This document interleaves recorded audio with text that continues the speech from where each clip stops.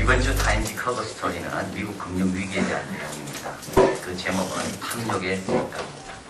그 기사 중 몇 내용을 인용해 보겠습니다. 지금 금융위기를 이해하는데 여러분이 어려움을 갖고 있다면 전혀 이상한 것이 아닙니다. 경제에 대해서 65년간 기사를 써온 우리들도 지금 되어진 것 같은 것을 본 적이 없다.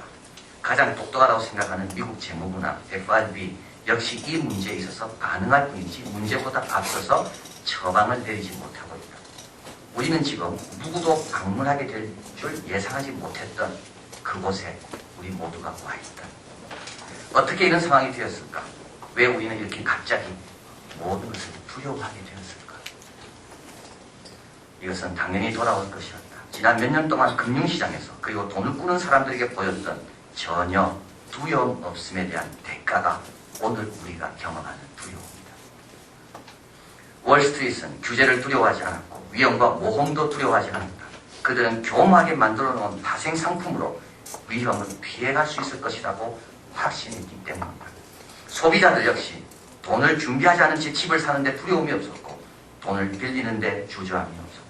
집값은 계속 오를 것이라고 그들은 확신했기 때문이다. 이런 두려움에 대한 부족이 탐욕과 무지의 온상이 되었고 탐욕이 두려움을 이기게 되자 문제가 발생하기 시작했다. 탐욕이 두려움을 이기게 되자 문제가 발생하기 시작했다. 앞으로 어떻게 될 것인가? 어떤 정치적 조치가 취해든 우리는 과거보다 가난해질 것이다. 우리 미국은 외국인에게 신뢰를 잃었고 과거처럼 그들은 쉽게 투자를 하거나 싼 값에 돈을 빌려주려고 하지 않을 것이다. 이런 새로운 세상에 우리는 살기 위해 우리는 각자 버는 수입 안에서만 지출해야 된다. 아니, 돈을 덜 빌리려고 하고 덜 소비해야 한다. 그리고 마지막으로 꼭 기억할 내 단어가 있다. This time is different. 라는 내 단어. 이번에는 다르다는 말. 다른 적은 한 번도 없었고 앞으로도 그럴 것이다. 굳이 다른 것이 있다면 피해의 숫자만 다를 뿐이다. 이번에는 다를 것이라는 것에 속지 마라. 우리에게 적용해봅니다. 여러분, 시대가 바뀌어도 사람이 바뀌어도 달라지는 거 하나도 없습니다. 하나님은 영원한 하나님이시고 우리는 여전히 죄인입니다. 사람들은 말합니다. 시대가 바뀌었다고. 시대가 달라졌다고. 여러분, 속지 마십시오. 여전히 주님 앞에 나와야 돼요. 여전히 엎드려 기도해야 돼요. 여전히 탐욕이 왔을 때 문제가 발생하게 돼요. 불행의 원인이 어디 있을까? 가만히 생각해 보십시오. 탐욕 아닙니까? 불행의 원인이 어디서 옵니까? 그런데 하나님을 두려워하면 탐욕이 사라집니다. 오늘 이스라엘은 시내 광야에 도착합니다. 참, 시내 광야에 도착했다는 건 뭡니까? 출애굽기는 여기서 끝나는 겁니다. 출애굽기는 여기서 멈춥니다. 이스라엘 백성이 불기둥과 구름기둥으로 쫙 이동하다가 멈추는 자리가 있는데 어디냐면 시내산입니다. 그리고 출애굽기 40장이 출애굽기가 끝나는데요. 그때 비로소 또 움직이기 시작합니다. 그래서 모세가 이스라엘 백성을 데리고 올 때 목적지가 어디였는가 하면 약속의 땅이 아니라 출애굽기 안에 어디입니까? 시내산입니다. 그래서 오늘 본문에 가보면 이렇게 말하고 있죠. 2절, 3절에 모세가 하나님 앞에 올라가니 이거는 그냥 올라간 게 아니라 뛰어 올라간 겁니다. 왜냐하면 이제 도착했기 때문에 이 도착함을 하나님께 빨리 알리려고 하나님이 약속하신 그 자리에 우리 백성들이 왔습니다. 뛰어 올라갑니다. 그리고 여호와께서 산에서 그를 부르십니다. 이것도 그냥 부르는 게 아닙니다. 하나님도 오랫동안 기다린 겁니다. 내가 원하는 장소, 내가 기다리는 장소에 이스라엘 백성이 이제 왔구나. 그래서 하나님께서 모세를 이렇게 부르시는 거예요.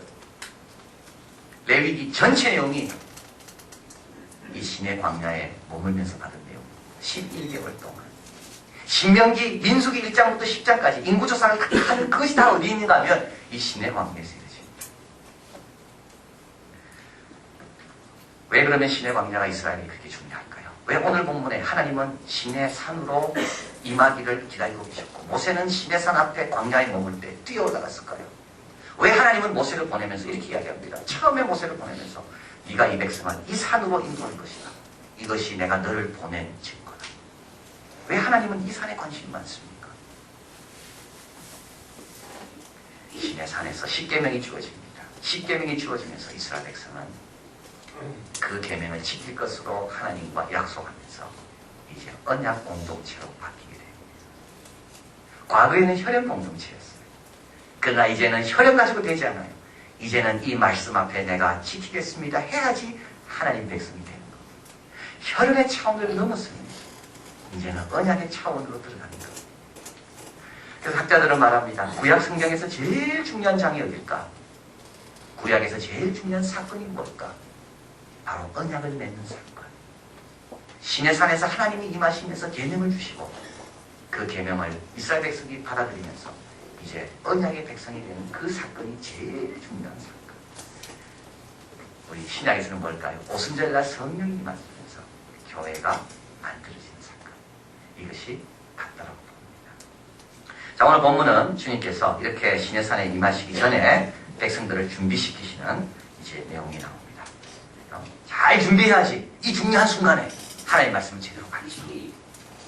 잘 준비해야지. 적절한 반응, 적절한 응답을 하나님께 드리죠.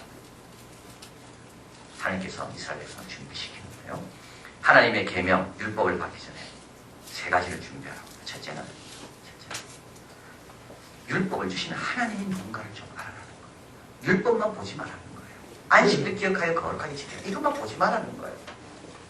여러분 거짓증거 하지 마라. 이것만 보지 말고 이걸 누가 말씀하는가? 그분이 왜 말씀하는가? 이걸 말씀하는 그분은 나를 얼마나 사랑하는 분인가? 그 하나님에 대해서 좀 알라는 말입니다. 오늘 본문에 가보겠습니다. 4절에 같이 읽을까요? 나의 애굽 사람에게 어떻게 행하였음과 내가 어떻게 독수리 날개로 너희를 업어 내게로 인도하였음을 너희가 보았느니라. 하나님께서 이스라엘 백성을 행하신 일이 나옵니다. 세 가지가 나오죠. 애굽 사람에게 행한 겁니다. 그건 뭐죠? 홍해를 가르고 10가지 재앙을 보낸 겁니다. 그리고 이스라엘 백성들을 어떻게 했다고요? 독수리 날개로 너희를 업었다고 되어 있습니다. 이스라엘 백성은 업혀서 여기까지 온 겁니다. 여러분 독수리 표상을 주는 이유는 두 가지입니다. 하나는 어미 표상이에요. 업어주는, 날개 아래 감추어주는, 따뜻하게 보호해주는. 또 한 가지는 이거는 훈련 표상입니다. 독수리는 자기 새끼를 독수리로 키우기 위해서 훈련시킵니다. 신명기에 잘 나와 있는데요. 같이 앞에 스크린에 있는데 신명기 30이랑 같이 있습니다. 황무지에서 짐승이 부르짖는 광야에서 만나지고 호위하시고 보호하시고 자기 눈동자같이 지키셨다가 그는 마치 독수리가 그 보금자리를 어지럽게 하시며 그 새끼 위에 너풀거리며 그 날개를 펴사 새끼를 받으며 그 날개 위에서 그것을 엎는 것 같이 그들을 인도하셨고 함께한 다른 신이 없었도다. 마지막 구절이 중요합니다. 함께한 다른 신이 없었도다. 광야에 짐승이 부르실 때 함께해 줄 사람이 있습니까? 아무도 없습니다. 환난과 고통이 막 몰아칠 때 그 자리에 나와 함께 버텨서 줄 사람이 있습니까? 없습니다, 여러분. 함께한 신은 아무도 없습니다. 그저 황량한 그 땅에 내 혼자 버려져서 누군가의 도움을 필요할 때 내 옆에 와주는 사람 아무도 없습니다. 근데 그것뿐만 아니라요. 나에게 보금자리를 어지럽히셔서 나를 독수리로 만들기 위해서 참고 기다려주시며 나를 훈련시키기 위해서 나를 떠나지 않는 분이 또 있습니까? 없습니다. 우리는 쉽게 포기해버립니다. 함께하지 않아요. 우리는 가정에서 부부가 함께 살면서도 함께 안 할 때가 많이 있어요. 몸만 같이 있지 마음은 딴 데가 있어요. 이미 마음은 떠난 게보다 많이 있어요. 하나님 한 분밖에 없어요. 그래도 나에게 아직까지 희망을 가지시고 나를 더 복되게 만들어주시려고 나를 떨어뜨리시며 그 밑에 와서 기다리고 계시고 내가 실수하면 나를 업으시고 다시 퍽 겨울어서 다시 떨어뜨리시고 그리고 하나님께서 오늘 본문에서 말합니다. 그렇게 해서 이 자리로 인도했다고. 바로가 반대해도 하나님 원하신 자리로 인도하신다는 거죠. 60만 이상 되는 장정들이 있다 할지라도 하나님 원하시는 대로 얼마든지 하나님 인도하실 수 있다는 겁니다. 테렌스 프레라임은 이런 율법과 이야기의 통합. 그러니까 율법을 주시기 전에 율법을 주시는 이 하나님이 어떤 분인가에 대해서 말씀하는 그 통합. 이것은 고대 근동에서는 찾아보기 힘든 독특한 예라고 말합니다. 고대 그리스와 로마 국교들에는 이런 내용이 안 나와 있습니다. 헌법에 이런 내용이 안 나와 있습니다. 형사 민사법에 이런 내용이 안 나와 있습니다. 왜 그런 걸 지으면 안 되는 거에 대한 그런 열정적인 그 사랑이 그렇게 안 나와 있습니다. 거기에. 그런데 하나님의 법에는 나와 있다. 왜냐하면 율법만 보다 보면 그 율법 뒤에 계신 하나님을 자꾸 잊어버리기 때문에, 율법만 보다 보면 인격적이시고 은혜로우신 우리 하나님을 자꾸 잊어버리기 때문에, 그때 어떻게 되나요? 율법이 짐이 됩니다. 율법이 의무가 됩니다. 율법은 우리의 굴레가 됩니다. 그래서 우리 하나님께서 율법을 주시기 전에 먼저 내가 누군지, 내가 너를 얼마나 사랑하는지 그걸 좀 알라고. 황량한 땅에 짐승이 부르짖을 때 그 가운데 함께 있던 자는 나밖에 없다고 말씀하십니다. 자, 그래서 우리도 말씀을 들을 때 여러분, 하나님의 선하신 분, 선하신 의함을 늘 기억해야 됩니다. 하나님이 나를 얼마나 사랑하셔서 이 말씀 드시는 겁니다. 그래야지 마음이 열리고요. 마음이 열려야지 들리는 겁니다. 두 번째로 우리 하나님은 율법을 받기 전에 우리가 어떤 자인지 또 알라고 말씀합니다. 오늘 본문 같이 읽겠습니다. 5절입니다. 세계가 다 내게 속하였나니 너희가 내 말을 잘 듣고 내 언약을 지키면 너희는 열국 중에서 내 소유가 되겠고, 6절입니다. 너희가 내게 대하여 제사장 나라가 되며 거룩한 백성이 되리라. 너는 이 말을 이스라엘 자손에게 고할지니라. 예, 세 가지가 또 나오죠. 뭐가 나오죠? 너희가 내게 누구냐, 너는 누구냐라는 거예요. 그래서 하나님 말씀을 들을 때 하나님이 누군가를 알고 들어야 되고, 말씀하는 분이 누군지, 그리고 두 번째는 내가 누군가를 알아야지 이 말씀이 나에게 왜 이렇게 소중하고 이 말씀이 왜 이렇게 중요한지 알 수 있다는 겁니다. 내가 누굽니까? 이게 나와 있죠. 내 소유가 되겠고, 하나님의 소유. 하나님의 소유란 말은 왕이 왕궁에 몰래 숨겨놓고 남몰래 바라보는 보석을 말합니다. 남이 혹시 보면 훔쳐갈까봐 왕이 혼자 보면서 기뻐하는 그것이 이게 소유라는 말이에요. 하나님 우리를 볼 때마다 그렇게 기뻐하신다는 거예요. 여러분, 그래서 어떻게 돼요? 그래서 하나님께서 우리 가까이 들기를 원하시는 거예요. 그래서 하나님 우리 가까이 들기를 원하세요. 그래서 하나님께서 우리에게 고난 주세요. 왜냐하면 고난 있으면 기도하니까. 기도 제목 주세요. 왜냐하면 기도 제목이 있어야 나오니까. 우리는 안 그러면 안 나오거든요. 우리 하나님은 우리와 함께인 걸 너무 기뻐요. 그리고 열국 중에서 택했다 그랬죠. 많은 사람 가운데 우리를 택하셨어요. 보석같이. 그래서 하나님은 우리 삶에 자꾸 개입하시는 겁니다. 이 보석이 더 빛나야 되기 때문에, 이 보석이 더 아름다워야 되기 때문에, 이 보석이 왜 자꾸 탐심으로 인하여 세상으로 가는 것이 너무 하나님 안타깝기 때문에 보석의 질을 떨어뜨리는 일들을 우리가 하고 있기 때문에 하나님께서 그런 것들을 자꾸 차단시키며 막으시는 거예요. 그리고 오늘 본문에 또 뭐라고 하면 제사장 나라가 되어 있죠. 그러면 제사장 나라란 말은 뭡니까? 너희가 내게 대한 제사장 나라. 제사장 나라란 말은, 제사장이라는 것은 다리를 놓는 사람, 또는 하나님과 세상 중간에 세상을 위해서 하나님께 중보하고 세상 사람들에게 하나님을 전달해주는, 그래서 하나님과 세상 중간에 있는 사람이 제사장입니다. 그러기 위해서는 어떻게 됩니까? 하나님께서 우리를 세상에 두면서 동시에 우리를 어떻게 돼요? 하나님 가까이 두시는 거예요. 이게 우리의 사명이고 우리가 이 두 사이에 끼인 겁니다, 사실은. 그래서 힘든 겁니다. 세상을 떠나면 안 돼요. 왜냐하면 세상 사람들 하나님의 뜻을 전해줘야 되니까. 그러나 동시에 세상에 살면서 계속 하나님 가까이 머물러야 돼요. 그래서 제사장이 주는 큰 특권은 뭐냐 하면 하나님 가까이 머물 수 있는 특권입니다. 그리고 나라라는 말을 왜 쓸까요? 베드로전서에는 왕 같은 제사장이라 그러는데 왜 왕이라는 말이 제사장에 함께 나옵니까? 여기는 제사장과 나라가 왜 같이 나옵니까? 나라는 통치 개념 아닙니까? 왕도 통치고요. 우리는 세상을 뭐로 통치한다고요? 기도와 말씀으로 통치한다. 그게 우리의 사명이에요. 그리고 하나님께서 그 위치에 우리를 두셨다는 겁니다. 제프리 페프가 적은 권력의 경영이라는 책이 있는데, 여러분 직장생활 하시는 분은 이 책을 꼭 보시면 좋겠습니다. 권력의 경영. 참 직장생활 하신 분들 이 책 보면 이해가 딱 될 것 같아요. 아, 바로 이런 역할이 우리 직장 안에 움직이고 있구나. 아, 내가 이래서 내가 사람을 잃는 거구나. 아, 이렇게 하면 내가 다른 사람을 잘 도울 수가 있구나. 권력의 경영. 스탠포드 대학의 경영학 교수가 저렇지. 꼭 한번 읽어보십시오. 그는 권력을 이렇게 정의합니다. 행동에 영향을 미치고 사태 전개 과정을 바꾸고 저항을 극복하며 다른 경우라면 하지 않을 일들을 사람으로 하여금 실행하게 만드는 능력이 권력입니다.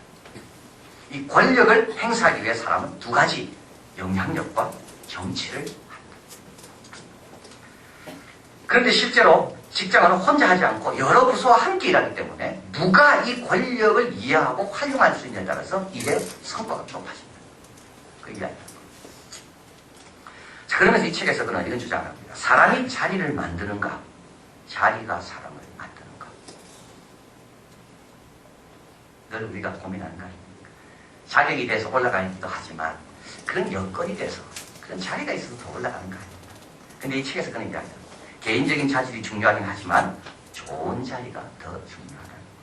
왜냐하면 그 자리에부터 창출되는 것들, 자원에 대한 통제권, 정보에 대한 접근권, 공식적인 지위로부터 오는 권위, 이런 것들이 그로 하여금 일을 더 잘 감당하게 한다는 겁니다. 맞죠?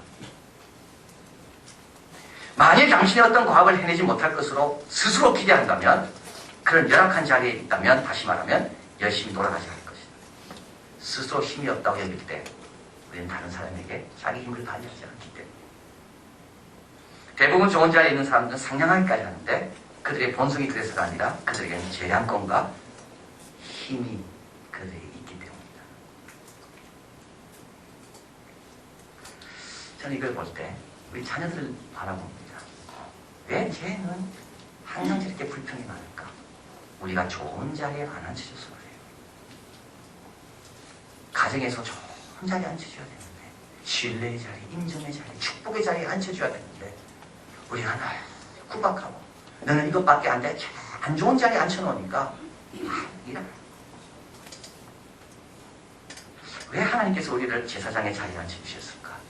하늘나라의 모든 정보를 알 수 있는 자리, 하나님과 가까이 있어서 하늘나라의 모든 축복들을 이 땅에 베풀 수 있는 그 자리에 앉혀주는 이유가 왜일까?